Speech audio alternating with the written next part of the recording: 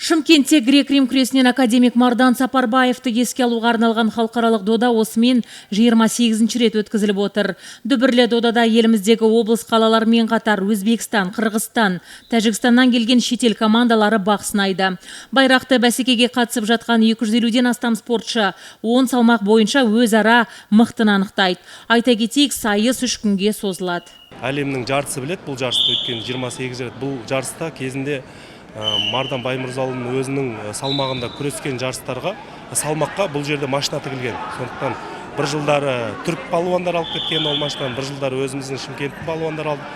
Сондықтан бұл жарыс туралы әлем білет. Өйткені бұл өте керемет жарыстың бірі. Қазіргі таңда бізге өзбек, қырғыз, тәжіктердің ұлттық құрамалары келді. Жарыстың салтанатты ашылу рәсімінде сөз алған қала әкімінің орынбасары Мақсут Исахов 3-ші мегаполисте грек-рим күресі қарқынды дамып жатқанын жеткізді. Сөзінше 2018 жылы Венгрияда өткен әлем чемпионатында шымкенттік спортшы Мейіржан Шермаханбет алғаш рет мегаполис қоржынына қола медальды салған. Ал биыл Моңғолияда өткен Азия чемпионатында алтыннан алқа тағып келген.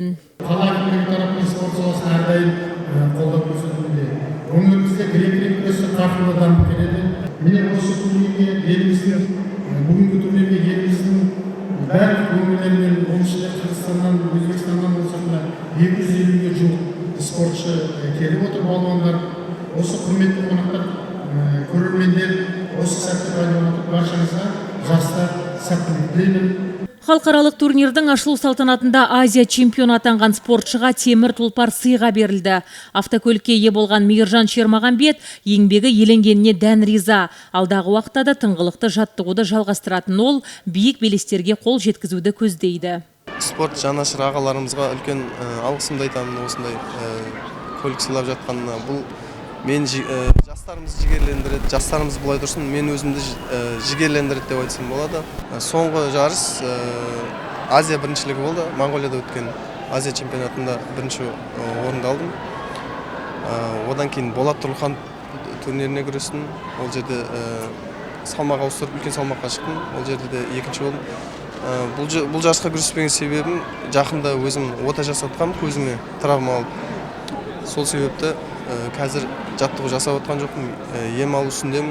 Аталған турнирді өткізудегі басты мақсат 3-ші мегаполисте грек-рим күресін спортын дамытып, жастардың осы салаға деген қызығушылығын арттыру. Айта кетсек, жеңімпаздарға табысталатын қаржылай сыйақының демеушісі академик Мардан Сапарбаевтың ұлы Марат Сапарбаев. Айтуынша, әлемге әйгілі болған бұл турнир алдағы уақытта өз жалғасын табады. Азиза Мадияр, Жабраил Касимов, Александр Крапивкин, Отырар телеарнасының жаңалықтар қызметі.